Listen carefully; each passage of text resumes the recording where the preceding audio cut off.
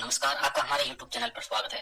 चतुर्थ श्रेणी कर्मचारी 2025 के लिए हमने मॉडल पेपर की सीरीज चालू की है, जो कि 7 अप्रैल 2025 को जारी हुए नए सिलेबस के अनुसार है। आप हमारे मॉडल पेपर को देखिए, जो कि मॉडल पेपर है बिल्कुल हूबहू जिस तरह का पेपर आएगा उसी के अनुसार बनाया गया है। आपकी तैयारी आपके मॉडल पेपर से और मजबूत होगी। तो पूरे पेपर को आप हल करने की कोशिश कीजिए और वीडियो को लाइक कीजिए और अपने दोस्तों में व्हाट्सएप, फेसबुक पर, इंस्टाग्राम पर शेयर कीजिए। और चैनल को सब्सक्राइब नहीं किया है तो चैनल को सब्सक्राइब जरूर कर लेंगे। चलिए देखते हैं अपना मॉडल पेपर। देखिए यहाँ पे पहला प्रश्न है, भीम सागर परियोजना किस जिले में स्थित है? भीम सागर परियोजना है वो कहाँ पर स्थित है? इसका राइट आंसर हो जाएगा ये झालावाड़ जिले में है। कहाँ पर है? झालावाड़ जिले में, परवन नदी पर। तो यहाँ पर इसमें बी नंबर का जो ऑप्शन है वो इसका बिल्कुल सही उत्तर हो जाएगा। झालावाड़ जिले में है, परवन नदी पर भीम सागर परियोजना। बी नंबर ऑप्शन बिल्कुल सही। आगे देखिए यहाँ पे सेकंड नंबर का प्रश्न है, निम्नलिखित में से किस जनगणना वर्ष में वर्तमान राजस्थान में न्यूनतम जनसंख्या वृद्धि दर्ज की गई है? वृद्धि दर दर्ज की गई है, बताइए दोस्तों। निम्नलिखित में से किस जनगणना वर्ष में वर्तमान राजस्थान में न्यूनतम जनसंख्या वृद्धि दर्ज की गई है? तो दोस्तों इसका राइट आंसर हो जाएगा वो है दोस्तों ये दशकीय जनसंख्या वृद्धि दर सबसे कम है वो थी दोस्तों वर्ष 2011 में, वर्ष 2011 में। तो यहाँ पर इसका राइट आंसर क्या हो जाएगा? डी नंबर का जो ऑप्शन है वो इसका बिल्कुल सही उत्तर इसमें हो जाएगा, याद रखना, ठीक है। आगे देखिए दोस्तों यहाँ पे डी नंबर ऑप्शन इसका बिल्कुल सही। आगे देखिए 3 नंबर का प्रश्न है, इसमें देखिए ऑप्शन के अनुसार था वो, ठीक है, ऑप्शन के अनुसार। आगे देखिए 3 नंबर का प्रश्न है, राजस्थान में गैर परंपरागत ऊर्जा विकास की शीर्ष संस्था है। राजस्थान में गैर परंपरागत ऊर्जा विकास की जो शीर्ष संस्था है वो कौन सी है? तो वो है दोस्तों राजस्थान अक्षय ऊर्जा निगम। राजस्थान अक्षय ऊर्जा निगम, यहाँ पर डी नंबर का ऑप्शन बिल्कुल सही उत्तर हो जाएगा। इसकी जो स्थापना है वो दोस्तों 2002 में की गई थी, ठीक है, और इसका मुख्यालय कहाँ पर है? जयपुर में। नेक्स्ट है, आगे देखिए यहाँ पे 4 नंबर का प्रश्न है, 2011 की जनगणना के अनुसार राजस्थान का लिंगानुपात कितना है? दोस्तों राजस्थान का लिंगानुपात है वो कितना है? 928 है। कितना है? 928। डी नंबर का ऑप्शन बिल्कुल सही उत्तर हो जाएगा, यानी कि 1000 पुरुषों के पीछे 928 महिलाएं। यहाँ पर डी नंबर ऑप्शन सही। 5 नंबर का प्रश्न इसमें देखिए, जवाई बांध किस जिले में है? जवाई बांध है वो कौन से जिले में है? दोस्तों इसका राइट आंसर हो जाएगा वो है ये दोस्तों पाली में है। कहां पर है? सुमेरपुर पाली में बना हुआ है दोस्तों, ये राइट आंसर हो जाएगा ए नंबर का ऑप्शन बिल्कुल सही।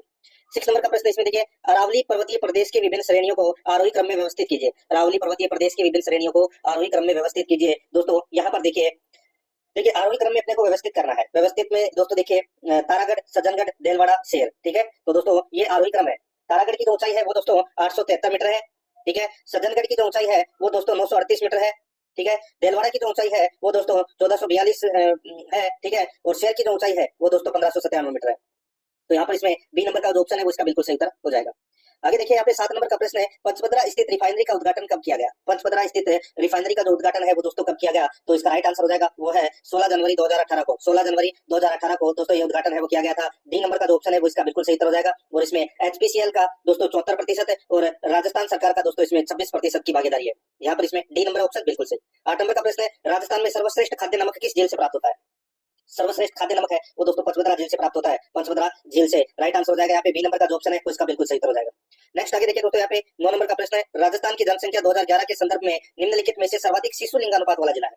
सर्वाधिक शिशु लिंगानुपात वाला जिला है तो वो कौन सा है? दोस्तों इसका राइट आंसर हो जाएगा वो है इसमें बांसवाड़ा, ठीक है। सर्वाधिक शिशु लिंगानुपात है दोस्तों बांसवाड़ा में है, कितना? 934 है, ठीक है। और न्यूनतम यानी कि सबसे कम शिशु लिंगानुपात वाला जिला है वो कौन सा है? झुंझुनू। कितना है दोस्तों? 837, ठीक है। यहाँ पर डी नंबर का ऑप्शन बिल्कुल सही उत्तर हो जाएगा। 10 नंबर का प्रश्न इसमें देखिए, राज्य में सफेद सीमेंट का कारखाना कहाँ स्थित है? राज्य में सफेद सीमेंट का कारखाना है वो कहां पर स्थित है? तो इसका राइट आंसर हो जाएगा गोटन नागौर में। गोटन नागौर में, यहाँ पर ए नंबर का जो ऑप्शन है वो इसका बिल्कुल सही उत्तर हो जाएगा। गोटन नागौर में है सफेद सीमेंट का कारखाना। 11 नंबर का प्रश्न है, थार के मरुस्थल में ग्रीष्म ऋतु में चलने वाली गर्म हवा को क्या कहा जाता है? थार के मरुस्थल में ग्रीष्म ऋतु में चलने वाली गर्म हवा को क्या कहा जाता है? उसको कहते हैं दोस्तों, क्या बोलते हैं? लू बोलते हैं उसे। क्या बोलते हैं? लू। यहाँ पर ए नंबर का जो ऑप्शन है वो उसका सही उत्तर हो जाएगा लू। 12 नंबर का प्रश्न इसमें देखिए, जयसमंद झील किस जिले में स्थित है? जयसमंद झील किस जिले में स्थित है? तो दोस्तों इसका राइट आंसर हो जाएगा ये उदयपुर जिले में है दोस्तों। कहां पर है? उदयपुर जिले में। बी नंबर का जो ऑप्शन है वो इसका बिल्कुल सही उत्तर हो जाएगा, उदयपुर जिले में। 13 नंबर का प्रश्न इसमें देखिए, ओरई परियोजना किस जिले में स्थित है? ओरई परियोजना है वो कहां पर स्थित है? इसका राइट आंसर हो जाएगा चित्तौड़गढ़ जिले में है दोस्तों ये ओरई परियोजना। यहाँ पर डी नंबर का जो ऑप्शन है वो इसका बिल्कुल सही उत्तर हो जाएगा, चित्तौड़गढ़ में। 14 नंबर का प्रश्न इसमें देखिए, राजस्थान की कुल अंतर्राष्ट्रीय सीमा की लंबाई कितनी है? राजस्थान की कुल अंतर्राष्ट्रीय सीमा की लंबाई कितनी है? 1070 किलोमीटर है, ये तो सभी को पता होगा। सी नंबर का जो ऑप्शन है वो इसका बिल्कुल सही। और राजस्थान की कुल स्थलीय सीमा है वो दोस्तों 5920 किलोमीटर है, जिसमें से 1070 है वो अंतर्राष्ट्रीय सीमा है और बाकी की दोस्तों 4850 है वो अंतर्राज्यीय सीमा है। तो यहाँ पर इसमें सी नंबर ऑप्शन सही उत्तर। 15 नंबर का प्रश्न है, लूणी की एकमात्र सहायक नदी कौन सी है जो अरावली की पहाड़ियों से नहीं निकलती है?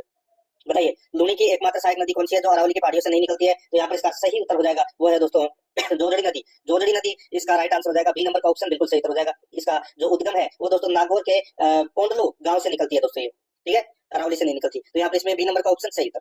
नेक्स्ट आगे देखिए 16 नंबर का प्रश्न है जनगणना वर्ष 2011 के अनुसार राजस्थान में जनसंख्या घनत्व कितना है। राजस्थान में जनसंख्या घनत्व कितना है सभी को पता होगा, तो 200 व्यक्ति प्रति वर्ग किलोमीटर में निवास करते हैं। तो यहाँ पर इसमें 200 व्यक्ति ये है जनसंख्या घनत्व 2011 की जनगणना के अनुसार। सी नंबर ऑप्शन सही उत्तर। आगे देखिए 17 नंबर प्रश्न है राज्य में 7 रंगों वाला मार्बल कहाँ पाया जाता है। राज्य में 7 रंगों वाला मार्बल है वो कहाँ पाया जाता है। ये पाया जाता है दोस्तों खादरा गांव पाली में। खादरा गांव पाली में 7 रंगों का मार्बल है वो निकलता है। यहाँ पर इसमें सी नंबर का ऑप्शन बिल्कुल सही। 18 नंबर का प्रश्न इसमें देखिए गड़दड़ा सिंचाई परियोजना कौन से जिले में है। गड़दड़ा सिंचाई परियोजना कौन से जिले में है, तो दोस्तों ये बूंदी जिले में है। यहाँ पर सी नंबर का ऑप्शन बिल्कुल सही हो जाएगा, बूंदी जिले में है। 19 नंबर का प्रश्न इसमें देखिए निम्न में से कौन सा युग्म सुमेलित नहीं है। निम्नलिखित में से या निम्न में से कौन सा युग्म सुमेलित नहीं है वो अपने को यहाँ पर बताना है। दोस्तों एक तरफ नदी है, दूसरी तरफ सहायक नदी है। यहाँ पर देखिए चंबल, दोस्तों चंबल की सहायक नदी कौन सी है। दोस्तों चंबल की जो सहायक नदी है वो पार्वती है, बिल्कुल सही है। माही की सहायक नदी जाखम है, बिल्कुल सही है। लोनी की सहायक नदी सुकड़ी है, बिल्कुल सही है। बनास की सहायक नदी मेद, ये दोस्तों इसमें क्या हो जाएगा, गलत हो जाएगा। बनास की सहायक नदी बेडच कोठारी खारी मेनाल, ये है दोस्तों बनास की सहायक नदी। ये जो मेद है ये चंबल नदी की सहायक है, तो यहाँ पर ये युग्म सुमेलित नहीं है। डी नंबर का ऑप्शन इसका बिल्कुल सही हो जाएगा। 20 नंबर का प्रश्न इसमें देखिए मावट वर्षा जिनसे होती है वह है। मावट वर्षा किनसे होती है, तो दोस्तों भूमध्य सागर से उत्पन्न पश्चिमी विक्षोभ के माध्यम से दोस्तों ये भूमध्य सागर में जो चक्रवात उठते हैं, ठीक है, वो पश्चिमी विक्षोभ के माध्यम से दोस्तों भारत में पहुंचते हैं और पश्चिमी तौर भारत है और राजस्थान में दोस्तों शीत ऋतु में वर्षा करते हैं जिसे मावट कहा जाता है। तो यहाँ पर इसमें राइट आंसर क्या हो जाएगा, पश्चिमी विक्षोभ। सी नंबर का ऑप्शन बिल्कुल सही। अब दोस्तों अपन भाग 2 के अंदर राजस्थान इतिहास एवं कला संस्कृति के 20 प्रश्न है वो पढ़ेंगे सिलेबस के अकॉर्डिंग। देखिए 21 नंबर का प्रश्न है कछवाहों की प्रारंभिक राजधानी थी। कछवाहों की प्रारंभिक राजधानी कौन सी थी, तो दोस्तों इसका राइट आंसर हो जाएगा दौसा। दौसा है ये कछवाहों की प्रारंभिक राजधानी थी। सी नंबर ऑप्शन सही। 22 नंबर का प्रश्न इसमें देखिए अर्ली हिस्ट्री ऑफ इंडिया पुस्तक में किस इतिहासकार ने राजपूतों की उत्पत्ति को विदेशी जाति से संदर्भित किया। बताइए अर्ली हिस्ट्री ऑफ इंडिया पुस्तक में किस इतिहासकार ने राजपूतों की उत्पत्ति को विदेशी जाति से संदर्भित किया। दोस्तों इसका जो राइट आंसर हो जाएगा वो है दोस्तों ये पुस्तक थी वी.ए. स्मिथ की। वी.ए. स्मिथ की ये पुस्तक थी, ठीक है। इसमें राजपूतों को हूणों की संतान बताया गया है, तो यहाँ पर इसका राइट आंसर हो जाएगा डी नंबर का जो ऑप्शन है वो इसका बिल्कुल सही। नेक्स्ट आगे देखिए रणथंभौर के चौहान वंश का संस्थापक कौन था। रणथंभौर के चौहान वंश का जो संस्थापक था वो था दोस्तों कौन, पृथ्वीराज तृतीय का पुत्र, क्या नाम था, गोविंदराज। तो यहाँ पर इसमें राइट आंसर हो जाएगा गोविंदराज चौहान ने रणथंभौर में चौहान वंश की स्थापना की थी। ए नंबर ऑप्शन बिल्कुल सही। आगे देखिए 24 नंबर का प्रश्न है राजस्थान में 1857 की क्रांति में सबसे कम उम्र में शहीद होने वाले क्रांतिकारी कौन थे। बताइए राजस्थान में 1857 की क्रांति में सबसे कम उम्र में शहीद होने वाले क्रांतिकारी है वो कौन थे। इसका राइट आंसर हो जाएगा वो है दोस्तों यहाँ पर हेमू कालानी। हेमू कालानी है ये दोस्तों चूरू जिले के सरदार शहर का निवासी था, तो यहाँ पर इसमें राइट आंसर हो जाएगा बी नंबर का ऑप्शन बिल्कुल सही हो जाएगा। और ये 1857 की क्रांति में शहीद होने वाला सबसे कम उम्र का क्रांतिकारी था, यहाँ पर बी नंबर का ऑप्शन बिल्कुल सही हो जाएगा हेमू कालानी। 25 नंबर का प्रश्न है मेवाड़ शासक बप्पा रावल का मूल नाम क्या था। मेवाड़ शासक बप्पा रावल का जो मूल नाम था वो था दोस्तों कालभोज। क्या नाम था, कालभोज। यहाँ पर सी नंबर का ऑप्शन बिल्कुल सही हो जाएगा। 26 नंबर का प्रश्न है आदिवासियों का मसीहा या बाबूजी किसे कहा जाता है। आदिवासियों का मसीहा या बाबूजी है वो किसे कहा जाता है। इसका राइट आंसर हो जाएगा वो है दोस्तों बताइए किसे कहा जाता है। आदिवासियों का मसीहा या बाबूजी है वो दोस्तों कहा जाता है मोतीलाल तेजावत को। यहाँ पर इसमें सी नंबर का जो ऑप्शन है वो इसका बिल्कुल सही उत्तर हो जाएगा। इनका जो जन्म है वो कोल्यारी गांव उदयपुर में हुआ था, किसका, मोतीलाल तेजावत जी का, ठीक है। नेक्स्ट आगे देखिए दोस्तों यहाँ पे 27 नंबर का प्रश्न है किस क्रांतिकारी ने अपना नाम बदलकर अमरदास वैरागी रख दिया था। किस क्रांतिकारी ने अपना नाम बदलकर अमरदास वैरागी रख दिया था, तो दोस्तों इसका राइट आंसर हो जाएगा वो है इसमें कौन सा, तो उनका नाम है दोस्तों जोरावर सिंह बारट। जोरावर सिंह बारट है। यहाँ पर ए नंबर का जो ऑप्शन है वो इसका बिल्कुल सही उत्तर इसमें हो जाएगा, याद रखना दोस्तों। इनको आजीवन कारावास की सजा दी गई थी परंतु ये कभी गिरफ्तार नहीं हुए, ठीक है, पूरा फरार हो गए थे, ठीक है। और इन्होंने अपना नाम बदल लिया था और अमरदास वैरागी रख लिया था। तो यहाँ पर इसमें राइट आंसर क्या हो जाएगा, ए नंबर ऑप्शन बिल्कुल सही। इन्हें राजस्थान का चंद्रशेखर आजाद कहा जाता है, किसे, जोरावर सिंह बारट को। ए नंबर ऑप्शन सही। 28 नंबर का प्रश्न इसमें देखिए राजपुताना शब्द का प्रयोग सर्वप्रथम किसने किया था। राजपुताना शब्द का प्रयोग सर्वप्रथम किसने किया था। इसका राइट आंसर हो जाएगा 1800 ईस्वी में जॉर्ज थॉमस ने किया था। यहाँ पर ए नंबर का जो ऑप्शन है वो इसका बिल्कुल सही हो जाएगा, 1800 ईस्वी में जॉर्ज थॉमस ने। 29 नंबर का प्रश्न इसमें देखिए भांडू शिलालेख को सर्वप्रथम किसके द्वारा खोजा गया था। दोस्तों सॉरी बाबरू है, भांडू नहीं, ठीक है, बाबरू। बाबरू शिलालेख को सर्वप्रथम किसके द्वारा खोजा गया था, तो दोस्तों इसका राइट आंसर हो जाएगा ये खोजा गया था दोस्तों कैप्टन भट्ट के द्वारा। किसके द्वारा, कैप्टन भट्ट के द्वारा ये खोजा गया था। ये बाबरू शिलालेख कहां पर है, तो दोस्तों ये बैराज जयपुर से प्राप्त हुआ है। तो यहाँ पर इसका राइट आंसर हो जाएगा डी नंबर का ऑप्शन बिल्कुल सही उत्तर इसमें हो जाएगा। आगे देखिए आदिवराह वह प्रभास जैसी उपाधियां निम्नलिखित में से किस प्रतिहार शासक ने धारण की थी। आदिवराह वह प्रभास जैसी उपाधियां निम्नलिखित में से किस प्रतिहार शासक ने धारण की थी। इसका सही उत्तर हो जाएगा वो है दोस्तों इसमें किसने, तो दोस्तों मीरभोज प्रथम ने ये उपाधियां धारण की थी। यहाँ पर ए नंबर का जो ऑप्शन है उसका सही उत्तर हो जाएगा। 31 नंबर का प्रश्न है राजस्थान में निर्मित है अंतिम दुर्ग कौन सा है। राजस्थान में निर्मित अंतिम दुर्ग कौन सा है, राइट आंसर हो जाएगा वो है दोस्तों मोहनगढ़।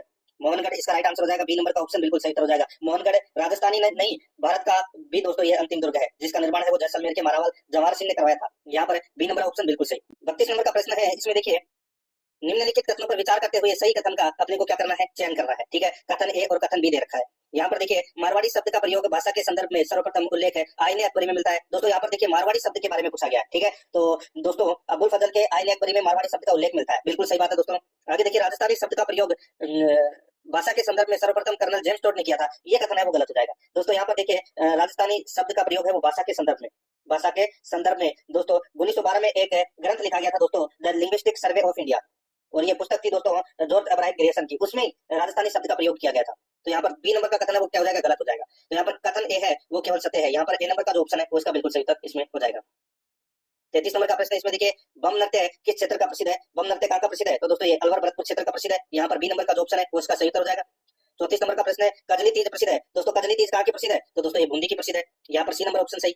नेक्स्ट, निम्नलिखित में से किस हवेली में विश्व की सबसे बड़ी पगड़ी रखी हुई है, किस हवेली में विश्व की सबसे बड़ी पगड़ी रखी हुई है, तो बागौर की हवेली में, यहाँ पर इसमें बी नंबर का ऑप्शन बिल्कुल सही उत्तर हो जाएगा, बागौर की हवेली में। 36 नंबर का प्रश्न है निम्नलिखित में से किस संप्रदाय में 42 नियम है, 42 नियम किसमें है, तो दोस्तों इसका राइट आंसर हो जाएगा वो है चरणदासी संप्रदाय के जो अनुयायी है, चरणदासी संप्रदाय के जो अनुयायी है वो दोस्तों 42 नियम का पालन करते हैं। तो यहाँ पर इसका राइट आंसर क्या हो जाएगा, सी नंबर का ऑप्शन बिल्कुल सही उत्तर हो जाएगा। और चरणदासी संप्रदाय की जो प्रमुख पीठ है वो कहाँ पर है, तो वो दिल्ली में है। तो यहाँ पर इसका सही उत्तर क्या हो जाएगा, सी नंबर का जो ऑप्शन है वो इसका बिल्कुल सही उत्तर हो जाएगा। 37 नंबर का प्रश्न इसमें देखिए कालीबाई का स्मारक किस झील के किनारे बना हुआ है, कालीबाई का स्मारक है वो कौन से झील के किनारे बना हुआ है, तो इसका राइट आंसर हो जाएगा गेप सागर झील के किनारे बना हुआ है। यहाँ पर इसमें सी नंबर का जो ऑप्शन है वो इसका बिल्कुल सही उत्तर हो जाएगा, गेप सागर झील के किनारे। आगे देखिए दोस्तों यहाँ पे 38 नंबर का प्रश्न है किराड़ू मंदिर के संबंध में कौन सा कथन असत्य है, किराड़ू मंदिर के संदर्भ में कौन सा कथन असत्य है। यहाँ पर देखिए पहला कथन द्रविड़ शैली में निर्मित यह मंदिर नाकोड़ा गांव बाड़मेर में है, तो दोस्तों इसका राइट आंसर क्या हो जाएगा, ये नाकोड़ा गांव नहीं, ये हाथमा गांव बाड़मेर में है। कहाँ पर है दोस्तों, ये हाथमा गांव। ठीक है, किराड़ू मंदिर है ये हाथमा गांव बाड़मेर में है, नाकोड़ा में नहीं है। ठीक है, आगे देखिए दोस्तों यहाँ पर कुल 5 मंदिरों का समूह है, बिल्कुल सही बात है। इसे राजस्थान का खजुराहो कहते हैं, बिल्कुल सही है। यहाँ का सबसे प्रमुख मंदिर सोमेश्वर मंदिर है, बिल्कुल सही बात है। तो यहाँ पर ए नंबर का ऑप्शन है वो इसका राइट आंसर इसमें हो जाएगा, याद रखना। ठीक है, ये भगवान शिव को समर्पित है दोस्तों ये किराड़ू मंदिर। ठीक है, और इसे किराड़ू मंदिर को राजस्थान का खजुराहो और मूर्तियों का अजायब घर भी कहा जाता है। यहाँ पर ए नंबर ऑप्शन सही उत्तर क्योंकि कथन है सत्य है। 39 नंबर का प्रश्न है निम्नलिखित में से किस देवी का गीत सबसे लंबा है, किस देवी का गीत सबसे लंबा है, तो दोस्तों इसका जो राइट आंसर हो जाएगा वो है, बताइए, तो दोस्तों इसका सही उत्तर हो जाएगा जीण माता का जो गीत है वो सबसे लंबा है। यहाँ पर ए नंबर का जो ऑप्शन है वो इसका बिल्कुल सही उत्तर हो जाएगा। जीण माता को दोस्तों जयंती देवी और ब्राह्मणी देवी के उपनामों से भी जाना जाता है। ठीक है, राइट आंसर हो जाएगा यहाँ पे ए नंबर ऑप्शन सही उत्तर। 40 नंबर का प्रश्न इसमें देखिए निम्नलिखित को सुमेलित कीजिए, निम्नलिखित को सुमेलित कीजिए, वो अपने को यहाँ पर क्या करना है बताना है।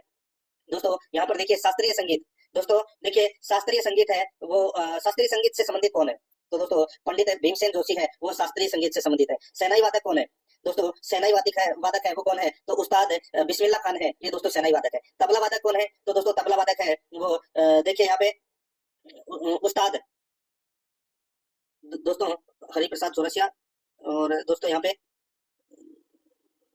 उस्ताद जाकिर हुसैन। देखिए तबला वादक है जाकिर हुसैन और बांसुरी वादक है हरिप्रसाद चौरसिया। तो यहाँ पर इसका राइट आंसर क्या हो जाएगा, 1 2 4 3, 1 2 4 3 इसका बिल्कुल सही उत्तर हो जाएगा। यानी कि कौन से ऑप्शन में है, 3 नंबर के ऑप्शन में है, यही अपना क्या हो जाएगा, सही उत्तर हो जाएगा 1 2 4 3। अब दोस्तों अपन सिलेबस के अकॉर्डिंग भाग 3 के अंदर राजस्थान पॉलिटी के 5 प्रश्न है वो पढ़ेंगे, राजस्थान पॉलिटी के 5 प्रश्न सिलेबस के अकॉर्डिंग। देखिए 41 नंबर का प्रश्न है निम्नलिखित में से किस समिति ने भारतीय संविधान में मौलिक कर्तव्यों को समाविष्ट करने की संस्तुति की थी, बताइए मौलिक कर्तव्य को समाविष्ट करने की संस्तुति की थी। तो यहाँ पर इसका राइट आंसर हो जाएगा वो है इसमें, बताइए कौन सा, तो वो है सरदार सोहन सिंह समिति। तो यहाँ पर इसमें डी नंबर का जो ऑप्शन है वो इसका बिल्कुल सही उत्तर हो जाएगा इसमें। ठीक है, याद रखना। आगे देखिए दोस्तों 42वें संविधान संशोधन में जोड़े गए थे। नेक्स्ट 42 नंबर का प्रश्न है संविधान के किस अनुच्छेद के अंतर्गत 6 से 14 वर्ष के बच्चों की शिक्षा मौलिक अधिकार बन गई, तो दोस्तों इसका राइट आंसर हो जाएगा वो है कौन से अनुच्छेद में, तो अनुच्छेद 21A में, अनुच्छेद 21A में। तो यहाँ पर इसमें बी नंबर का जो ऑप्शन है वो इसका बिल्कुल सही उत्तर इसमें हो जाएगा, ये आपको इसमें याद रखना है। आगे देखिए दोस्तों यहाँ पे 43 नंबर का प्रश्न है निम्नलिखित में से कौन से वर्ष में राजस्थान विधानसभा की सदस्य संख्या बढ़ाकर 184 की गई थी। दोस्तों यहाँ पर देखिए 1967 के अंदर राजस्थान विधानसभा की संख्या है वो बढ़ाकर 184 की गई थी। यहाँ पर इसमें राइट आंसर हो जाएगा सी नंबर ऑप्शन बिल्कुल सही। 44 नंबर का प्रश्न इसमें देखिए राज्य मानवाधिकार आयोग के अध्यक्ष व सदस्यों को पद से हटाया जा सकता है, राज्य मानवाधिकार आयोग के अध्यक्ष व सदस्यों को पद से हटाया जा सकता है, कैसे हटाया जा सकता है। दोस्तों देखिए यहाँ पे मैं आपको बताऊं, देखिए कोर्ट भाषा में अपने को उत्तर देना है कि कौन सा कथन है वो सही है। 2 कथन दे रखे हैं। देखिए यदि वह मानसिक व शारीरिक कारणों से कार्य करने में असमर्थ है तो हटाया जा सकता है, बिल्कुल सही है। यदि वह न्यायालय द्वारा किसी अपराध का दोषी ठहराया जाता हो या न्यायालय द्वारा उसे कारावास की सजा सुना दी गई हो तब दोस्तों उसके अध्यक्ष और सदस्यों को है वो हटाया जा सकता है। तो यहाँ पर अपने को बताना था कौन सा कथन सत्य है, दोनों के दोनों कथन है वो दोस्तों क्या है, सत्य है। सी नंबर का जो ऑप्शन है वो इसका बिल्कुल सही उत्तर हो जाएगा, ए और बी दोनों। 45 नंबर का प्रश्न है राजस्थान के प्रथम अनुसूचित जाति से आने वाले मुख्य सचिव है, राजस्थान के प्रथम अनुसूचित जाति से आने वाले मुख्य सचिव है वो कौन है, तो यहाँ पर इसका राइट आंसर हो जाएगा वो है निरंजन निरंजन कुमार आर्य, निरंजन कुमार आर्य। यहाँ पर सी नंबर का जो ऑप्शन है वो इसका बिल्कुल सही उत्तर इसमें हो जाएगा। ये दोस्तों राजस्थान के प्रथम अनुसूचित जाति से आने वाले मुख्य सचिव निरंजन कुमार आर्य है। ठीक है, यहाँ पर सी नंबर ऑप्शन सही। अब दोस्तों अपन भारतीय संविधान के 5 प्रश्न पढ़ेंगे। अपन ने पहले राजस्थान पॉलिटी के 5 प्रश्न पढ़े थे और अब अपन दोस्तों भारतीय संविधान के 5 प्रश्न है वो पढ़ेंगे। यहाँ पर देखिए 46 नंबर का प्रश्न है, निम्नलिखित में से किसके द्वारा विधान परिषद की अध्यक्षता की जाती है? विधान परिषद की अध्यक्षता है वो किसके द्वारा की जाती है? तो दोस्तों देखिए विधान परिषद की जो अध्यक्षता है वो विधान परिषद के सभापति द्वारा की जाती है। तो यहाँ पर दोस्तों सभापति का कोई ऑप्शन नहीं दे रखा, तो यहाँ पर इसका राइट आंसर हो जाएगा डी नंबर का ऑप्शन, बिल्कुल सही उत्तर इसमें हो जाएगा। नेक्स्ट आगे देखिए दोस्तों, यहाँ पे 47 नंबर का प्रश्न है, निम्नलिखित कथनों में से असत्य कथन का आपने को क्या करना है? चयन करना है कि कौन सा इसमें असत्य कथन है। ठीक है दोस्तों, यहाँ पर देखिए उच्च न्यायालय का न्यायाधीश सेवानिवृत्ति के बाद उच्च न्यायालयों में अधिवक्ता के रूप में सेवा नहीं दे सकते जहां उन्होंने न्यायाधीश के रूप में सेवा दी है। तो दोस्तों ये कथन है वो दोस्तों बिल्कुल सही बात है, अनुच्छेद 220 में यह प्रावधान किया गया है, बिल्कुल सही कथन है। आगे देखिए न्यायाधीश सेवानिवृत्ति के बाद चुनाव नहीं लड़ सकते, तो दोस्तों लड़ सकते हैं। तो यहाँ पर इसमें राइट आंसर क्या हो जाएगा दोस्तों? देखिए बी नंबर का जो ऑप्शन है वो अपना इसमें क्या है? असत्य कथन है। दोस्तों एक उदाहरण मैं आपको बताऊं तो दोस्तों उत्तराखंड उच्च न्यायालय के पूर्व न्यायाधीश जिनका नाम था विजय बहुगुणा, ठीक है, वो दोस्तों राज्य के पहले और एकमात्र मुख्यमंत्री है जो उच्च न्यायालय में न्यायाधीश भी रह चुके हैं। और भी है दोस्तों कई है, तो यहाँ पर इसका राइट आंसर क्या हो जाएगा? बी नंबर का कथन है वो क्या है? असत्य है। तो यहाँ पर इसमें बी नंबर का ऑप्शन बिल्कुल सही। आगे देखिए 48 नंबर प्रश्न है, लोकपाल व लोकायुक्त शब्द किसके द्वारा पेश किया गया? लोकपाल व लोकायुक्त शब्द किसके द्वारा पेश किया गया? दोस्तों इसका राइट आंसर हो जाएगा वो है डॉक्टर M.L. सिंघवी के द्वारा ये पेश किया गया। यहाँ पर बी नंबर का जो ऑप्शन है वो इसका बिल्कुल सही उत्तर हो जाएगा। 49 नंबर का प्रश्न है, इसमें देखिए राज्य सूचना आयोग वार्षिक रिपोर्ट प्रस्तुत करता है। राज्य सूचना आयोग अपनी वार्षिक रिपोर्ट प्रस्तुत करता है किसको? तो दोस्तों ये करता है राज्यपाल को। यहाँ पर इसमें ए नंबर का जो ऑप्शन है वो इसका बिल्कुल सही उत्तर हो जाएगा, राज्यपाल को अपनी रिपोर्ट देता है। आगे देखिए 50 नंबर प्रश्न है, प्रत्येक राज्य में एक उच्च न्यायालय होगा, किस अनुच्छेद में उल्लेख है? तो दोस्तों कौन से अनुच्छेद में उल्लेख है? इसका राइट आंसर हो जाएगा वो है दोस्तों अनुच्छेद 214 में। अनुच्छेद 214 में प्रत्येक राज्य में एक उच्च न्यायालय होगा, ये उल्लेखित है। तो यहाँ पर इसमें सी नंबर का ऑप्शन सही उत्तर।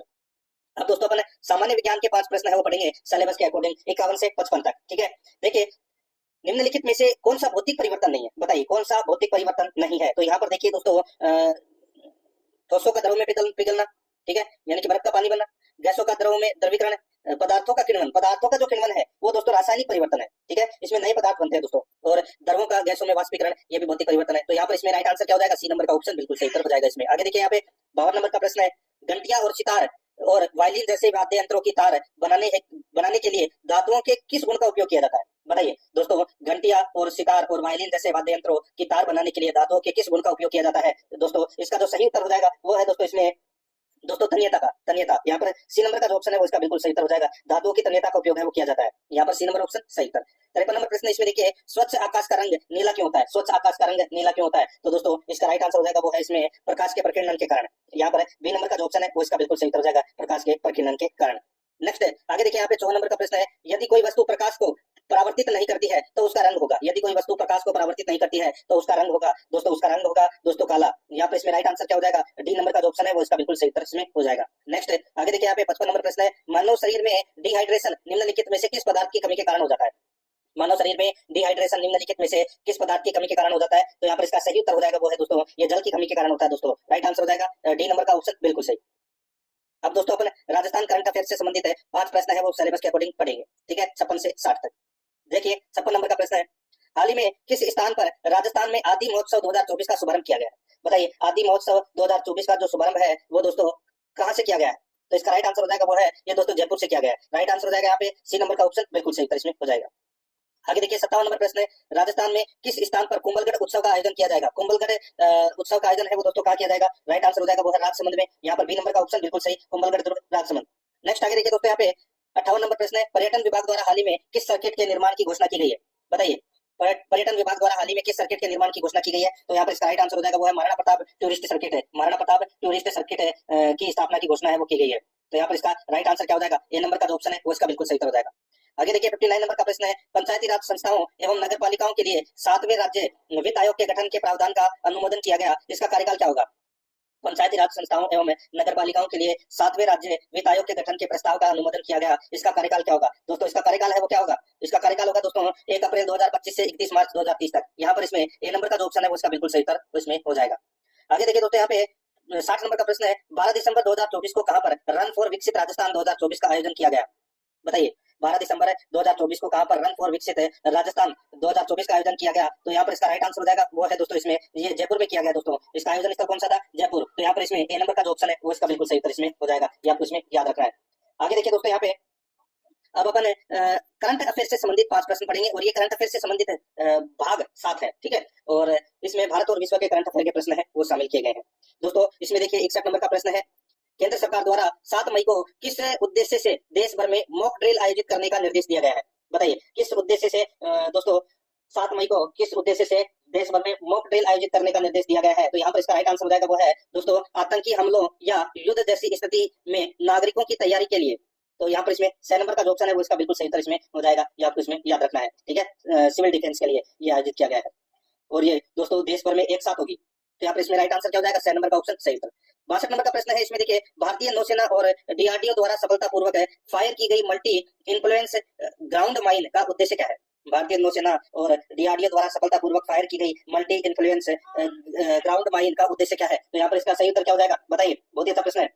इसका सही उत्तर हो जाएगा वो है दोस्तों स्टील्थ जहाजों और पनडुब्बियों के विरुद्ध नौसेना की क्षमता बढ़ाना। यहाँ पर इसमें 6 नंबर का ऑप्शन बिल्कुल सही उत्तर हो जाएगा। 63 नंबर का प्रश्न है, बाबा शिवानंद को भारत सरकार ने किस वर्ष पद्मश्री से सम्मानित किया? बताइए, बाबा शिवानंद को भारत सरकार ने किस वर्ष पद्मश्री से सम्मानित किया? तो यहाँ पर इसका सही उत्तर क्या हो जाएगा? वो है दोस्तों इसमें बताइए, तो इसका सही उत्तर हो जाएगा वो है 2022 में। यहाँ पर 2 नंबर का जो ऑप्शन है वो इसका बिल्कुल सही उत्तर हो जाएगा। दोस्तों इनका हाल ही में निधन हो गया है, ठीक है, 2 नंबर ऑप्शन सही। नेक्स्ट आगे देखिए, मैड्रिड ओपन 2025 की महिला विजेता कौन बनी है? मैड्रिड ओपन है, बताइए मैड्रिड ओपन 2025 की महिला विजेता कौन बनी है? इसका राइट आंसर हो जाएगा वो है एरिना सबालेंका। तो यहाँ पर इसमें 6 नंबर का ऑप्शन बिल्कुल सही उत्तर हो जाएगा। आगे देखिए यहाँ पे 65 नंबर का प्रश्न है, खेलो इंडिया यूथ गेम्स 2025 का उद्घाटन किस राज्य में किया गया? दोस्तों इसका सही उत्तर हो जाएगा वो है इसमें बिहार में। यहाँ पर इसमें 2 नंबर का जो ऑप्शन है वो इसका बिल्कुल सही उत्तर इसमें हो जाएगा।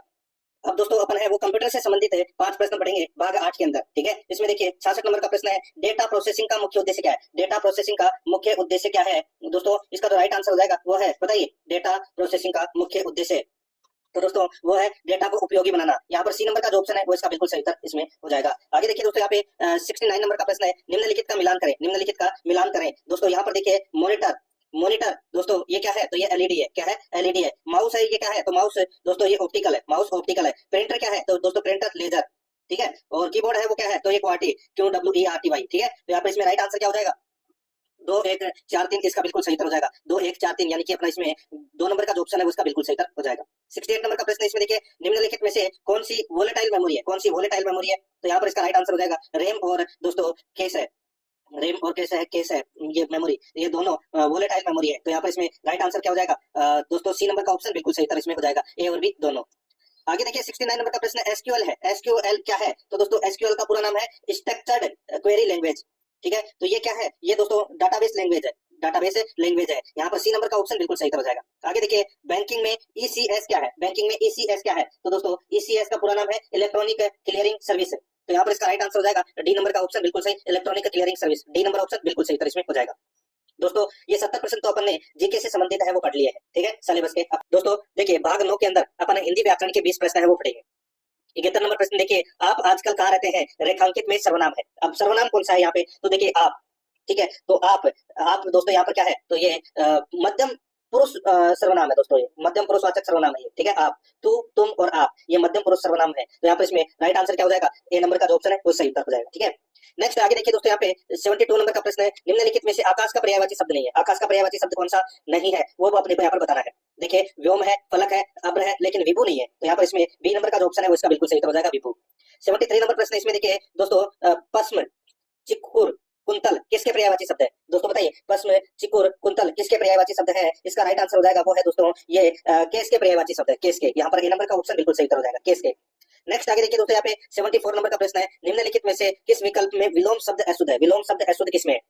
दोस्तों यहाँ पर देखिए दोस्तों यथेष्ट कम, यथेष्ट कम, ठीक है, विलोम शब्द अशुद्ध है। तो दोस्तों यहाँ पर देखिए बिल्कुल सही बात है, मानवता, नृशंसता बिल्कुल सही है। यौवन वृद्ध, यौवन वृद्ध है। तो दोस्तों यहाँ पर यौवन का जो विलोम शब्द हो जाएगा वो हो जाएगा दोस्तों वार्धक्य, ठीक है, वार्धक्य हो जाएगा, ठीक है। और जो यहाँ पे युवा है, युवा का विलोम हो जाएगा दोस्तों वृद्ध। तो यहाँ पर इसमें राइट आंसर क्या हो जाएगा? सी नंबर का ऑप्शन बिल्कुल सही, क्योंकि ये अशुद्ध है। 75 नंबर प्रश्न इसमें देखिए, सर्जन का उपयुक्त विलोम शब्द कौन सा है? सर्जन का विलोम शब्द क्या हो जाएगा दोस्तों? ये हो जाएगा संहार, संहार, ठीक है। यहाँ पर ए नंबर का ऑप्शन बिल्कुल सही, संहार या नाश। नेक्स्ट नेक्स्ट आगे देखिए 76 नंबर प्रश्न है, सामाजिक मान मर्यादा के विपरीत कार्य करने वाला वाक्यांश के लिए उपयुक्त एक शब्द होगा। सामाजिक मान मर्यादा के विपरीत कार्य करने वाला वाक्यांश के लिए उपयुक्त एक शब्द होगा। दोस्तों इसका राइट आंसर हो जाएगा वो है वामाचारी। क्या हो जाएगा? वामाचारी। बी नंबर का जो ऑप्शन है वो इसका बिल्कुल सही हो जाएगा, वामाचारी, ठीक है। नेक्स्ट आगे देखिए दोस्तों, यहाँ पे 77 नंबर प्रश्न है, इसमें देखिए प्रणतपाल शब्द के लिए उपयुक्त वाक्यांश का चयन कीजिए। प्रणतपाल शब्द के लिए उपयुक्त वाक्यांश का चयन कीजिए। दोस्तों इसका राइट आंसर क्या हो जाएगा? वो है शरणागत की रक्षा करने वाला। शरणागत की रक्षा करने वाला वो होता है दोस्तों प्रणतपाल। यहाँ पर इसमें बी नंबर का जो ऑप्शन है वो इसका बिल्कुल सही हो जाएगा। आगे देखिए 78 नंबर प्रश्न है, आजीवन ब्रह्मचर्य का व्रत लेने वाला वाक्यांश के लिए उपयुक्त एक शब्द कौन सा है? आजीवन ब्रह्मचर्य का व्रत लेने वाला वाक्यांश के लिए उपयुक्त एक शब्द कौन सा है? राइट आंसर हो जाएगा वो है नैष्ठिक। यहाँ पर ए नंबर का जो ऑप्शन है वो इसका बिल्कुल सही हो जाएगा, नैष्ठिक। आगे देखिए 79 नंबर प्रश्न है, निम्नलिखित में से किस समानार्थक शब्द का आशय है पहले से ही विद्यमान किसी वस्तु की खोज? निम्नलिखित में से किस समानार्थक शब्द का आशय है पहले से ही विद्यमान किसी वस्तु की खोज? तो यहाँ पर इसका राइट आंसर हो जाएगा दोस्तों वो है इसमें अन्वेषण, अन्वेषण। तो यहाँ पर इसमें राइट आंसर हो जाएगा सी नंबर का ऑप्शन बिल्कुल सही। नेक्स्ट आगे देखिए, निम्नलिखित में से किस विकल्प में सभी शब्द शुद्ध है? किस विकल्प में सभी शब्द शुद्ध है? दोस्तों यहाँ पर देखिए संदीपनी और समज्ञान, ये दोस्तों क्या है? शुद्ध शब्द है। यहाँ पर बी नंबर का जो ऑप्शन है वो इसका बिल्कुल सही उत्तर इसमें हो जाएगा।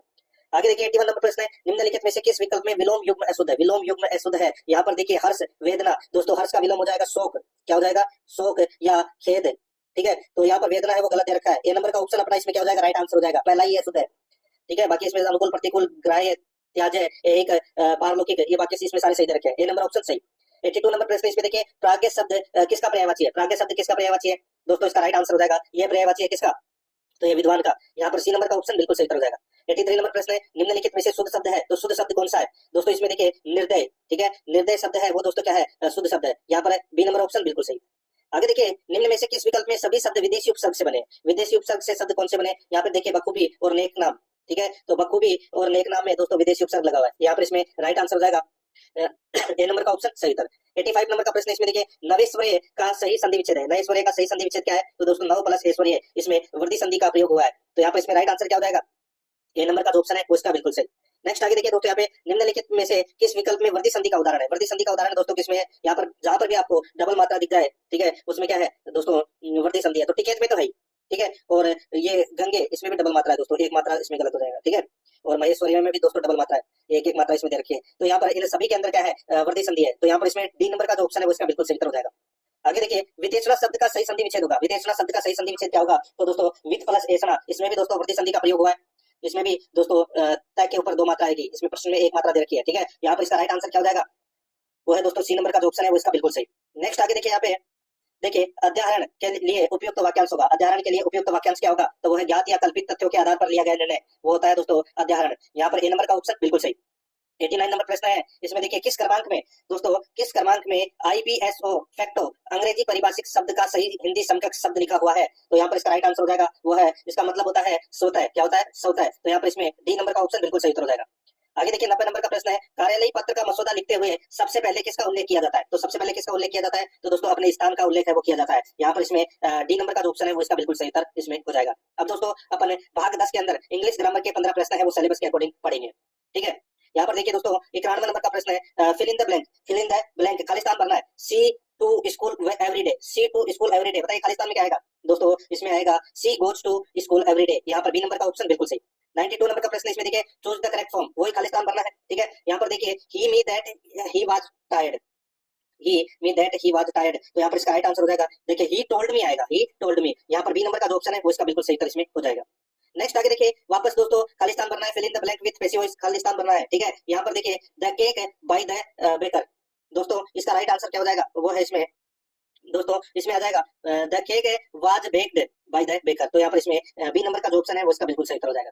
आगे देखिए, choose the active voice, choose the active voice, इसमें देखिए the match was won by over team, the match was won by over team. तो यहाँ पर इसका राइट आंसर हो जाएगा वो है, इसका एक्टिव वॉइस बनेगा दोस्तों over team won the match. यहाँ पर बी नंबर का ऑप्शन बिल्कुल सही। 95 नंबर प्रश्न इसमें देखिए, fill in with direct speech, fill in with indirect speech, ठीक है, इनडायरेक्ट स्पीच है दोस्तों। यहाँ पर देखिए she said I am living now, she said I am living now, तो दोस्तों इसका राइट आंसर क्या हो जाएगा? इसका हो जाएगा दोस्तों देखिए आई एम लिविंग है, ये प्रेजेंट कंटीन्यूअस टेंस है दोस्तों, ठीक है। तो यहाँ पर इसका दोस्तों इनडायरेक्ट स्पीच बनेगा वो है she said that she was living then. तो यहाँ पर इसमें ए नंबर का ऑप्शन बिल्कुल सही उत्तर इसमें हो जाएगा। आगे देखिए 96 नंबर प्रश्न है, चेंज इनटू इनडायरेक्ट स्पीच। इसके अंदर देखिए he said to her please wait for me, he said to her please wait for me. तो यहाँ पर इसका राइट आंसर हो जाएगा he requested her to wait for him. यहाँ पर ए नंबर का ऑप्शन बिल्कुल सही उत्तर हो जाएगा। 97 नंबर प्रश्न इसमें देखिए transform to assertive, transform to assertive इसमें देखिए isn't it a great idea, isn't it a great idea, तो यहाँ पर इसका राइट आंसर हो जाएगा वो है it is a great idea. यहाँ पर ए नंबर का ऑप्शन बिल्कुल सही। 98 नंबर प्रश्न इसमें देखिए change to negative, change to negative इसमें देखिए he always speak that truth, he always speak that truth, तो यहाँ पर इसका राइट आंसर हो जाएगा दोस्तों वो है he doesn't always speak that truth हो जाएगा इसका राइट आंसर। ठीक है, यहाँ पर नेगेटिव बनाना था, बी नंबर ऑप्शन सही उत्तर। 99 नंबर प्रश्न इसमें देखिए select the correct option, select the correct option इसमें देखिए neither of the boys are coming to the party, तो यहाँ पर इसका राइट आंसर हो जाएगा वो है neither of the boys is coming to the party. यहाँ पर इसका राइट आंसर हो जाएगा दोस्तों ए नंबर का जो ऑप्शन है वो इसका बिल्कुल सही उत्तर इसमें हो जाएगा।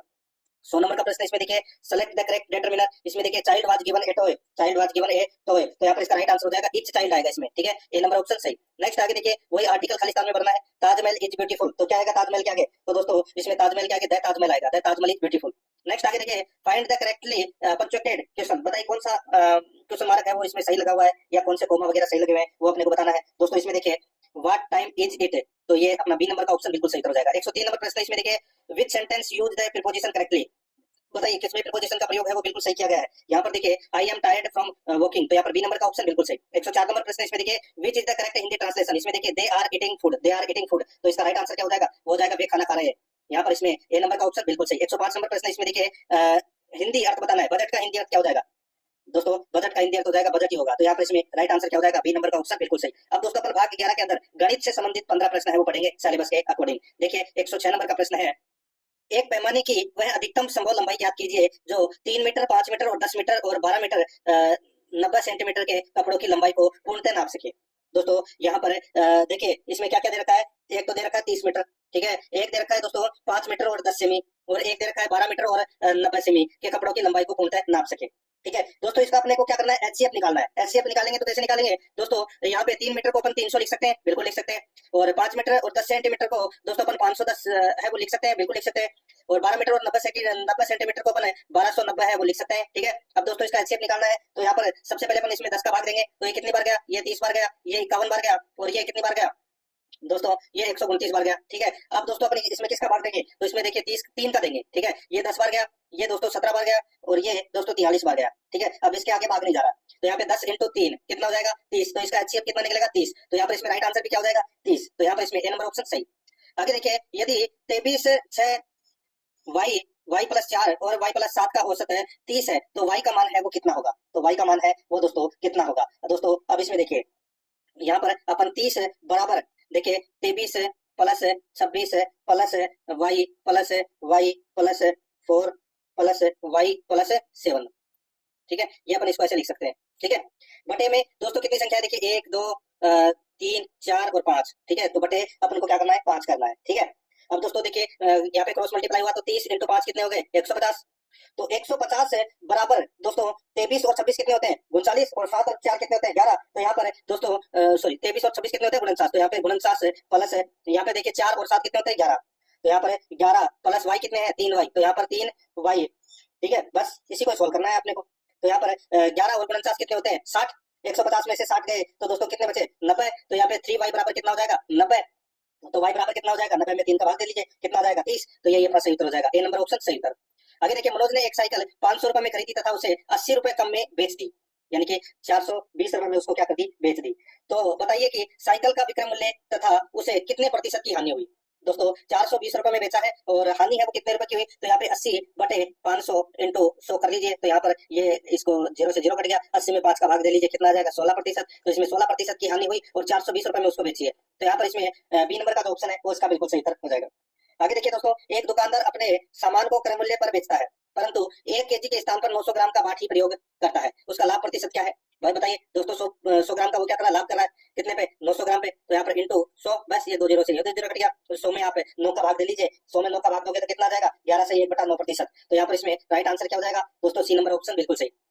110 नंबर प्रश्न इसमें देखिए एक गांव की जनसंख्या 6000 है जिसमें से 2400 महिलाएं हैं, पुरुष जनसंख्या कितने प्रतिशत है, देखिए यहाँ पर देखिए 6000 में से 2400 महिलाएं, तो पुरुष कितने हो गए, तो दोस्तों पुरुष हो गए 3600। ठीक है, अब ये प्रतिशत कितने हैं वो अपने को यहाँ पर बताना है, तो दोस्तों 3600 बटे 6000 इंटू 100, ठीक है, ये 2 जीरो से ये 2 जीरो कट गए, इस जीरो से ये जीरो कट गए, 360 में आप 6 का भाग दे लीजिए। ठीक है दोस्तों 360 में आपको क्या करना है 6 का भाग देना है, तो दोस्तों चचंगा 36, ठीक है, यानी कि 60। तो यहाँ पे 60% जनसंख्या है दोस्तों। यहाँ पर ए नंबर का ऑप्शन बिल्कुल सही। नेक्स्ट आगे देखिए दोस्तों, यहाँ पे 111 नंबर का प्रश्न है, ए बी से 20% अधिक है। ये ए, ये बी और ये सी। इसमें देखिए ए है वो बी से 20% अधिक है, यानी कि बी अगर 100 है तो 120 है ए, ठीक है, तथा बी सी से 30% कम है। बी है वो सी से 30% कम है। तो दोस्तों अभी ये देखिए ये 70% है, तो इसका 100 यानी कि कितना होगा, बी सी से 30% कम है, तो दोस्तों ये कितना होगा। अब देखिए इसमें अगर मैं बात करूं यहाँ पे, ये ऐसे तो नहीं होगा दोस्तों, ये तो फिर पॉइंटों में चला जाएगा, ठीक है। अब इसमें डायरेक्ट देखिए दोस्तों, ए का मान, यदि ए का मान 210 है, ये देखिए वापस देखिए ए बी और ये सी, ए का मान कितना है 210, ठीक है, तो बी का मान कितना होगा, क्योंकि बी है वो ए से 20% कम है, ठीक है। तो यहाँ पर अपने को क्या करना है दोस्तों, ये इसका आपको क्या करना है, इसको 210 इंटू इंटू 100 बटे 120, ठीक है, बस इसको काटना है। इसको काटोगे तो दोस्तों बी आ जाएगा कितना 175, ठीक है। और अब ये देखिए बी सी से 30% कम है, बी है वो सी से 30% कम है, तो यानी कि दोस्तों 175 इंटू 100 बटे 70 करोगे तो कितना आ जाएगा, ये 250 आ जाएगा। तो ये कितना आ जाएगा 250। तो यहाँ पर सी का मान क्या है, तो सी का मान है 250, तो यहाँ पर इसमें बी नंबर ऑप्शन बिल्कुल सही हो जाएगा। आगे देखिए 3680 पर 4% साधारण ब्याज की दर 2.5 साल में कितना ब्याज प्राप्त होगा, बताइए।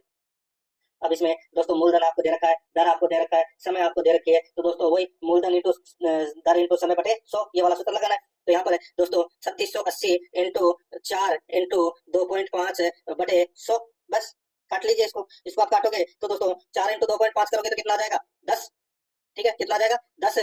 तो यहाँ पे 3680 इंटू 10 बटे 100, तो ये जीरो से ये जीरो कटेगा, इस जीरो से ये जीरो कटेगा, बचा कितना 368। तो यहाँ पर इसमें ए नंबर का ऑप्शन बिल्कुल सही हो जाएगा। 113 नंबर का प्रश्न, इसमें देखिए एक धनराशि 20% चक्रवर्ती ब्याज की दर से 2 वर्ष के लिए उधार दी गई, यदि वर्ष के अंत में कुल प्राप्त धन 4860 हो तो मूलधन कितना होगा, तो मूलधन कितना होगा वो अपने को यहाँ पर बताना है दोस्तों। अब इसमें देखिए, अब आप ऑप्शन उठा के कर लीजिए, चाहे आप कैसे भी कर लीजिए। देखिए 20% ब्याज दर दे रखी है, यानी कि ब्याज दर है वो बहुत ज्यादा दे रखी है, ठीक है।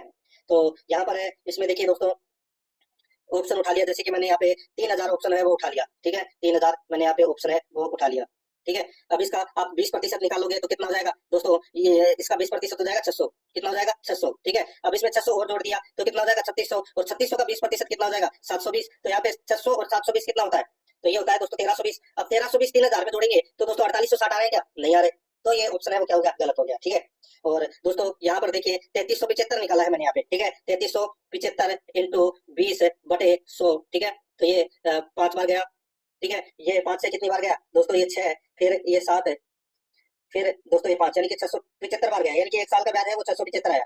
और दूसरे साल का आप जोड़ोगे तो दोस्तों इसमें टोटल है वो 4860 रुपए आ जाएगा। तो यहाँ पर इसमें सी नंबर का ऑप्शन बिल्कुल सही हो जाएगा 3375। आगे देखिए यदि x अनुपात y बराबर 3:1 है, ठीक है, x y और ये z, तो यहाँ पर इसका अनुपात दे रखा है 3:1 और y और z का दे रखा है दोस्तों 3:4, ठीक है।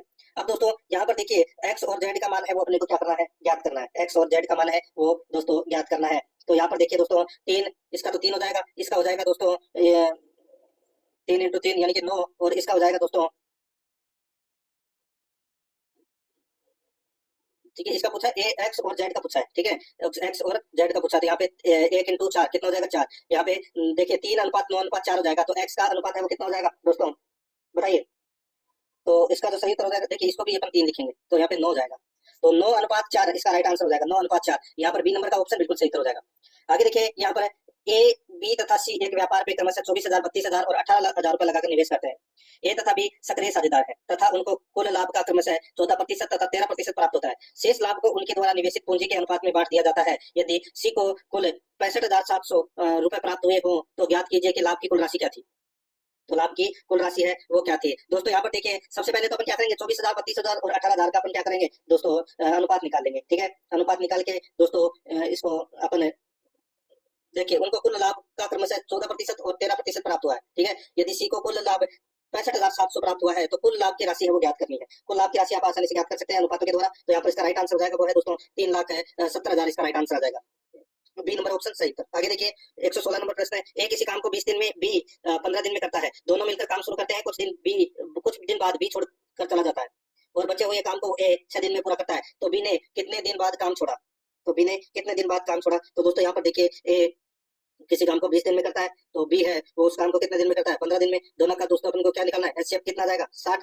ठीक है, तो यहाँ पर 15 चौके 60, यहाँ पे 4 बी, और ये हो जाएगा दोस्तों 60 में कितनी बार गया, 3 बार, तो यहाँ पे 3A और 4 भी आ गया। ठीक है, अनुपातों का योग आ गया 3:4, तो यहाँ पर कितना हो गया 7, टोटल कितना हो गया 7 अनुपात। ठीक है, तो यहाँ पर दोस्तों सीधा सा हो जाएगा 7 × T प्लस 3 × 6 बराबर कितना हो जाएगा 60।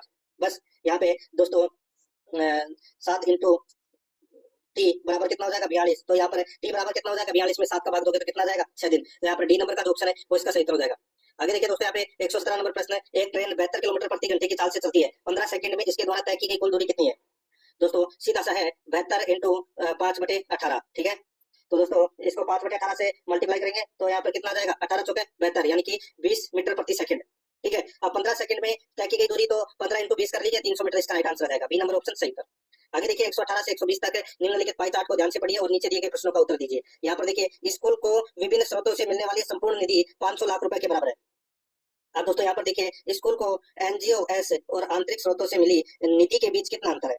ठीक है दोस्तों, यहाँ पर देखिए एनजीओ के अंदर दोस्तों 15 और आंतरिक स्रोत के अंदर दोस्तों 5। ठीक है, तो दोस्तों यहाँ पर देखिए इसमें और एनजीओ और आंतरिक स्रोतों से मिली निधि के बीच अंतर, दोस्तों अंतर देखिए इसमें तो 15% है और इसमें 5% है। तो दोस्तों सीधा सा मैं आपको यहाँ पे बताऊं तो दोस्तों देखिए 500 का 15% निकालोगे तो कितना आ जाएगा दोस्तों, ये आ जाएगा 75, और 500 का 5% कितना आ जाएगा 25। तो यहाँ पे दोस्तों 75 में से 25 गए तो कितना आ जाएगा 50 लाख रुपए। तो यहाँ पर इसका राइट आंसर हो जाएगा ए नंबर ऑप्शन सही। आगे देखिए यदि स्कूल ने अपने रख रखाव का प्रबंध केवल सरकारी एजेंसियों से मिली निधि से कर लिया है, तो सरकारी एजेंसियों में कितना है 45%। जो सरकारी एजेंसियों से मिली निधि में से कितनी राशि दूसरे प्रयोग के लिए बची रहेगी बताइए। तो दोस्तों यहाँ पर देखिए इसमें स्कूल ने अपने रखरखाव का प्रबंधन केवल सरकारी एजेंसियों से मिली, तो यहाँ पर स्कूल का रखरखाव है कितना है 20% है। ठीक है, तो यहाँ पर देखिए सीधा सा है इसका तो 500 का तो आप 45% निकाल लीजिए। ठीक है, 500 का 45% और 500 का ही दोस्तों आपको 20% निकालना है। ठीक है, और फिर माइनस कर देना है। यहाँ पर इसका राइट आंसर आ जाएगा वो है 125 लाख रुपए, इसका सही उत्तर हो जाएगा। आगे देखिए यदि छात्रवृत्ति दान में मिली निधि में से दी जानी हो तो इस प्रयोजन के लिए दान से मिली निधि का लगभग कितने प्रतिशत प्रयोग होगा बताइए। यदि छात्रवृत्ति दान में मिली निधि से दी जानी हो तो अब देखिए दान में कितना है 35% है। ठीक है, और छात्रवृत्ति कितना है 15% है। ठीक है, तो यहाँ पर है दोस्तों 15/35 इंटू 100 कर लीजिए, 5 से 7 बार कटा, ये 3 बार कटा, तो दोस्तों 300 में 7 का भाग दे लीजिए, कितना जाएगा 43। तो यहाँ पर इसमें राइट आंसर क्या हो जाएगा वो है दोस्तों ए नंबर का जो ऑप्शन है वो इसका बिल्कुल सही उत्तर इसमें हो जाएगा, याद रखें।